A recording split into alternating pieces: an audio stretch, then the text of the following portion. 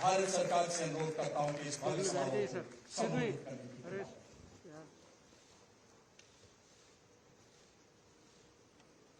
Colonel एके सिंह खीजा बना दे।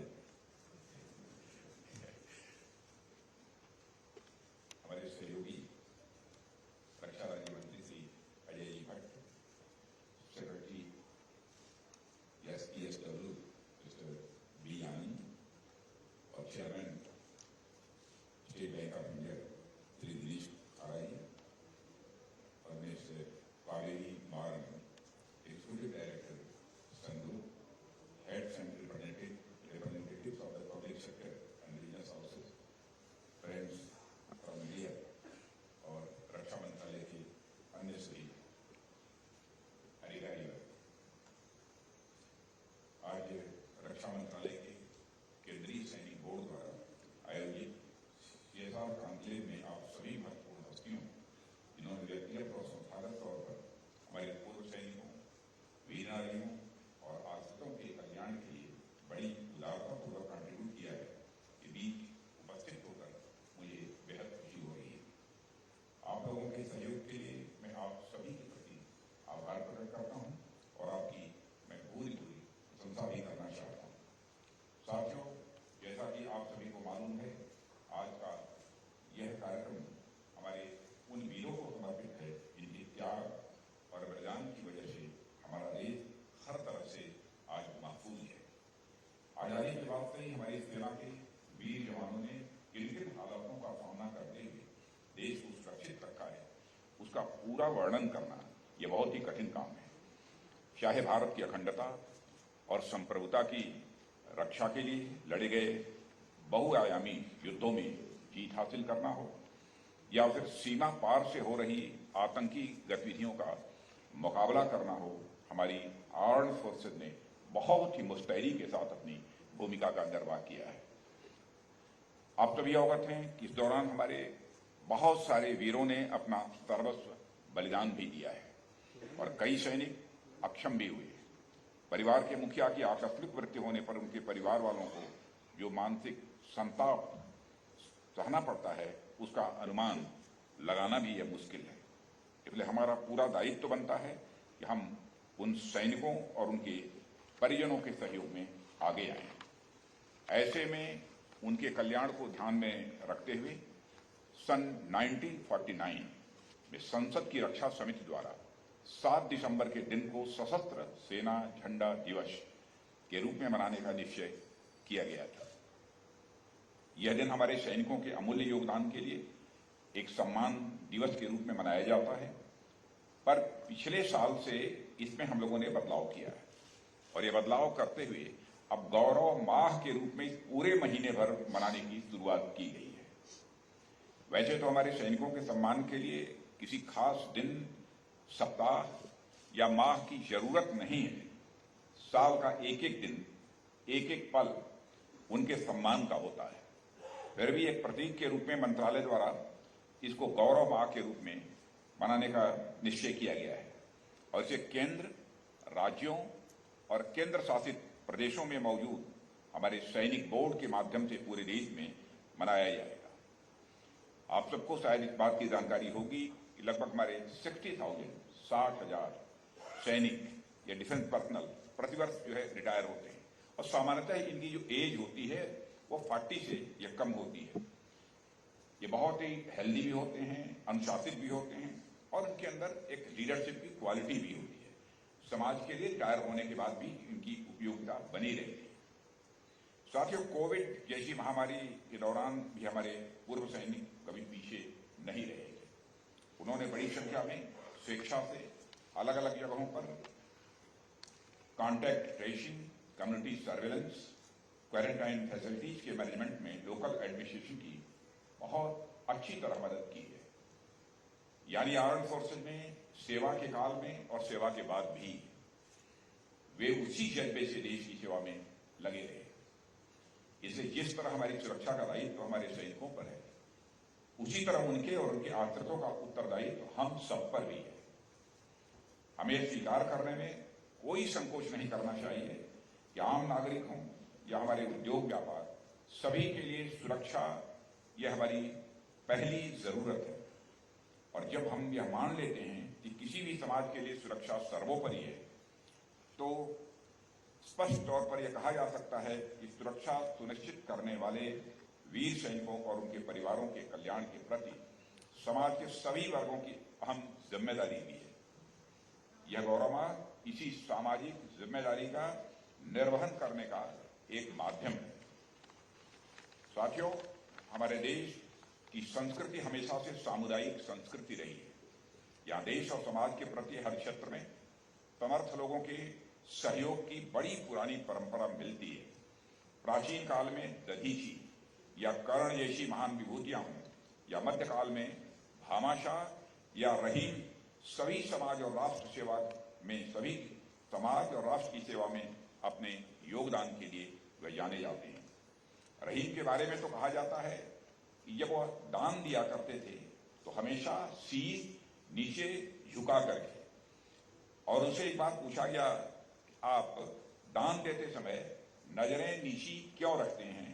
क्या सुंदर उत्तर उन्होंने दिया था, देनहार कोई और है, देनहार कोई और है, भेजत है दिन रैन, लोग भरम हम पै धरें, याते नीचे नहीं। यानी देने वाला तो कोई और है जो दिन रात देता रहता है, पर लोगों को भ्रम यह होता है कि मैं उन्हें दे रहा हूं। इसलिए सदा मेरी निगाहें दान देते वक्त नीची हो जाया करती हैं। और मित्रों, मैं यह भी कहना चाहूंगा, देने का काम वही कर सकता है जिसका मन बड़ा होगा। छोटे मन का व्यक्ति देने का काम कभी नहीं कर सकता, बराबर लेने का काम करता है।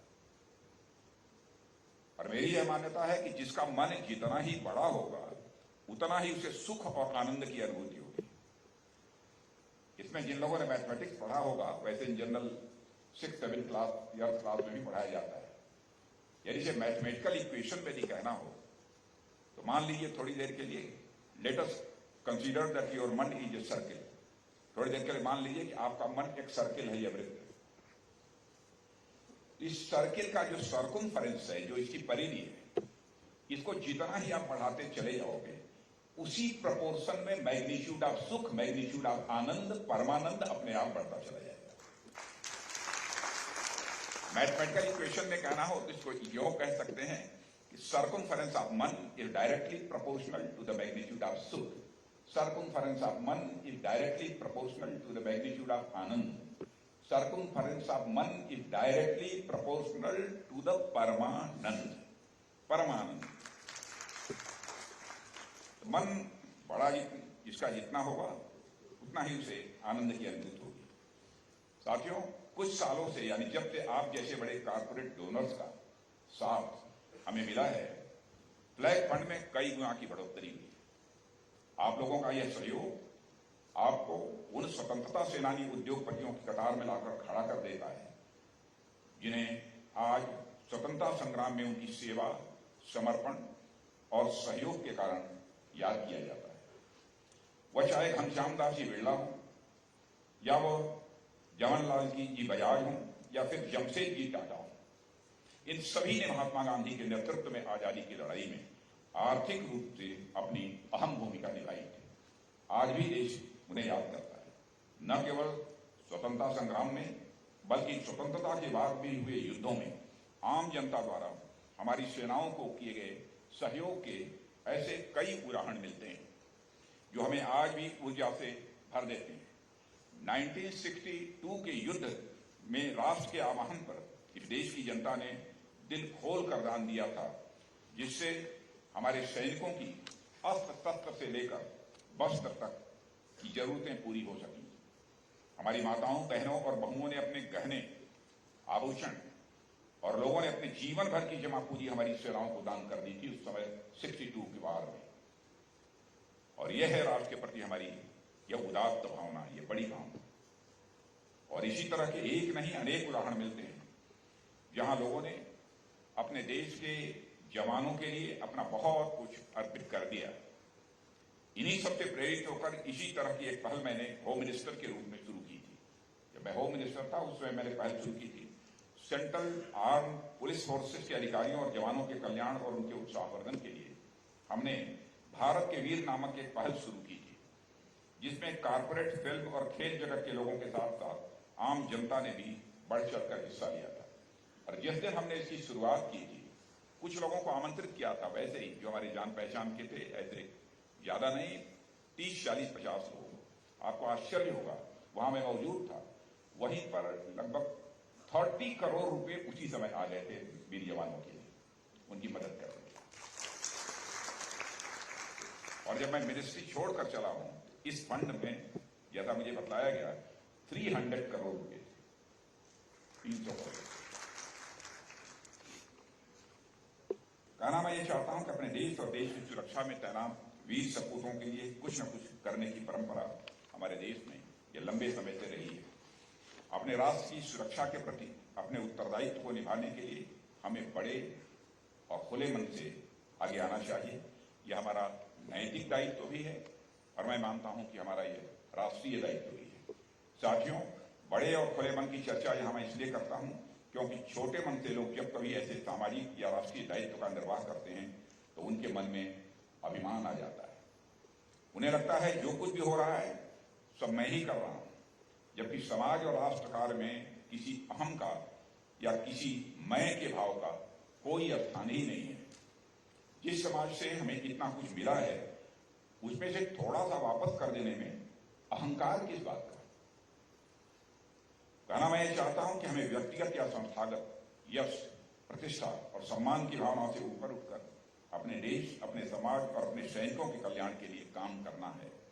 पिछले सालों में आप लोगों से प्राप्त आर्थिक सहयोग से बड़ी संख्या में वेटरन्स, वीर नारियों और उनके डिपेंडेंट्स की मदद की गई है। फाइनेंशियल ईयर 2020-2021 में 38,000 से अधिक इंडिविजुअल बेनिफिशियरीज को 133 करोड़ रुपए से अधिक की मदद की गई है। और इसी तरह किरकी और मोहाली के paraplegic rehabilitation centres, Dehradun, Lucknow और दिल्ली के चाइल्ड हाउसेस और देश भर के 36 वार मेमोरियल हॉस्टल्स को भी इंस्टीट्यूशनल ग्रांट प्रोवाइड की गई है।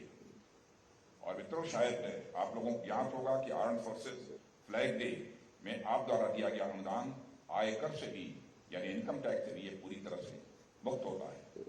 और यहाँ उपस्थित प्राइवेट सेक्टर और पब्लिक सेक्टर अंडरटेकिंग्स की लीडरशिप से मैं एक बात और कहना चाहूंगा कि सरकार ने निजी क्षेत्र की ताकत और देश की तरक्की में उनकी भूमिका को पहचाना है। और 2014 से ही देश सेवा का अवसर मिलने के साथ ही हमने निजी क्षेत्रों की बढ़ोतरी के हर संभव प्रयास किए हैं।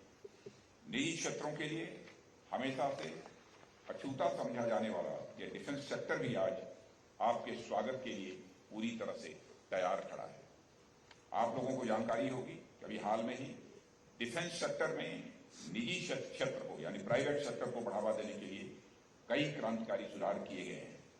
अलग अलग फोरम पर मैंने उन सभी लोगों से बातें भी की हैं और आज भी मैं आप सबका आह्वान करना चाहता हूं कि आप इस सेक्टर में आए और अनेक सरकारी नीतियां जो बनी हैं, गवर्नमेंट पॉलिसी, उनका लाभ भी उठाएं। आप लोगों की तरक्की इस राष्ट्र की तरक्की सुनिश्चित करेगी। पहले प्राइवेट सेक्टर का नाम लेने में लोग संकोच करते थे, किसी पब्लिक फोरम से, लेकिन आज बिल्कुल हमारे प्रधानमंत्री ने कहा कि भारत को आत्मनिर्भर बनाना चाहते हैं तो प्राइवेट सेक्टर का पार्टिसिपेशन ये अनिवार्य है। उनको पूरा प्रोत्साहन आपको देना पड़ेगा। आप लोगों की तरक्की इस राष्ट्र की तरक्की सुनिश्चित करेगी और आगे चलकर हमारी सेनाओं की सशक्तिकरण का भी यह माध्यम बनेगी और यह हम सबके लिए विन विन सिचुएशन होगी।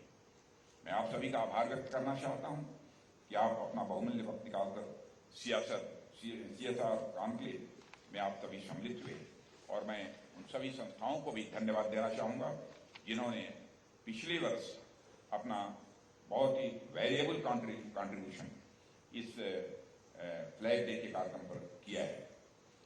और इस कॉन्क्लेव में उपस्थित सभी गणमान्य व्यक्तियों से अपील करूंगा कि वो पिछले वर्षों के योगदान से बढ़कर इस पर्व में अपना योगदान दें और हमारे पूर्व सैनिकों के कल्याण में अपना योगदान सुनिश्चित करें।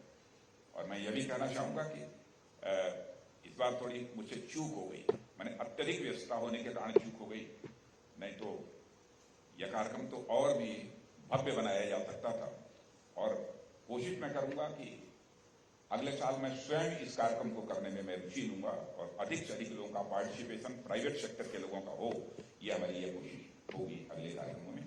इन्हीं शब्दों के साथ आप सबको धन्यवाद देते हुए मैं अपना निवेदन समाप्त करता हूं।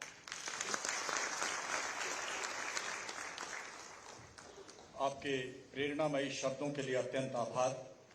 अब समय आ गया है उद्योग जगत के विशिष्ट उद्यमियों, वर्ष 2020-21 के मेजर कंट्रीब्यूटर्स को सम्मानित करने का।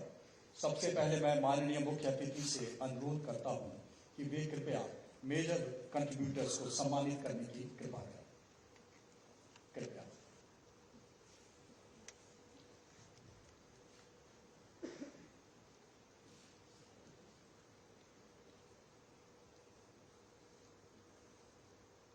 सम्मान की श्रृंखला में सबसे पहले स्टेट बैंक ऑफ इंडिया सम्मान ग्रहण करेंगे श्री दिनेश कुमार खारा, चेयरमैन एसबीआई। एसबीआई ने 10 करोड़ की राशि प्रदान की है।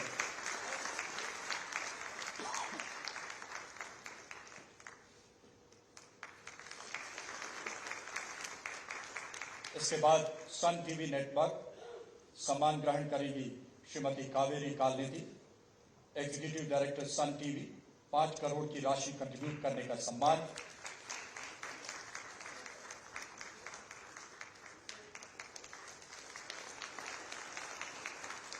LIC Housing Finance Limited Shri Y Vishwanath Gaur, MD and CEO LIC Housing Finance limited.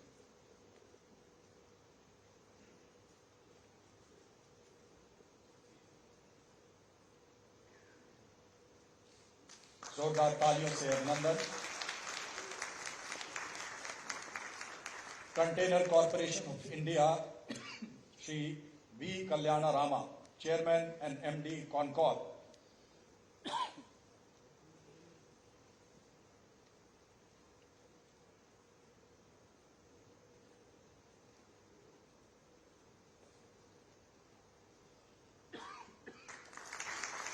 LG Electronics India vice president Shri Vinod Kumar, VP Shri Deepak Bansal.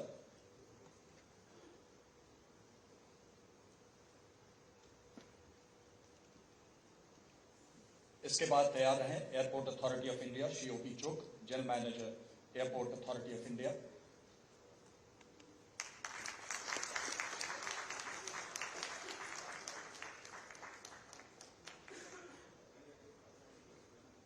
Airport Authority of India Shri OP Chok, general manager.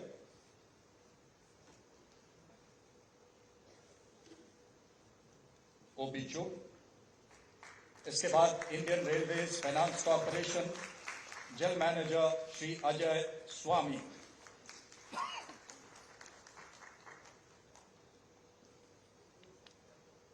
Shri Ajay स्वामी।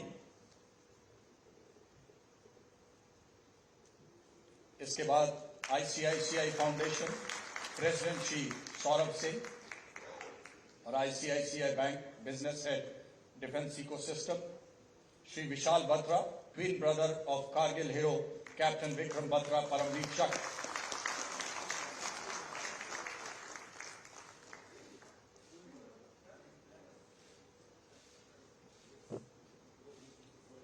शौर्य और सौष्ठव का एहसास।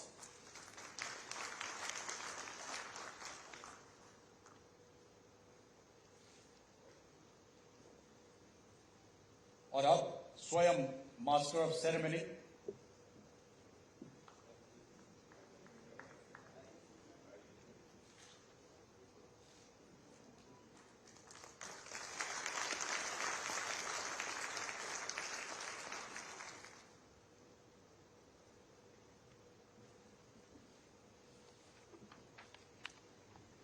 अब मैं वोट ऑफ थैंक्स धन्यवाद ज्ञापन के लिए उन्हें बुलाना चाहूंगा जो कहते हैं, अगर हिम्मत का हथियार हो, दिल में अंगारों का हार हो, भारत माता से प्यार हो, हम नया इतिहास बनाएंगे, नया तूफान लाएंगे।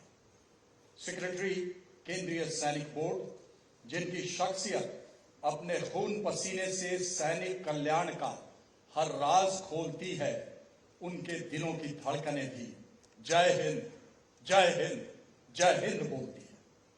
अब मैं सेक्रेटरी केंद्रीय सैनिक board air commander B Ahluwalia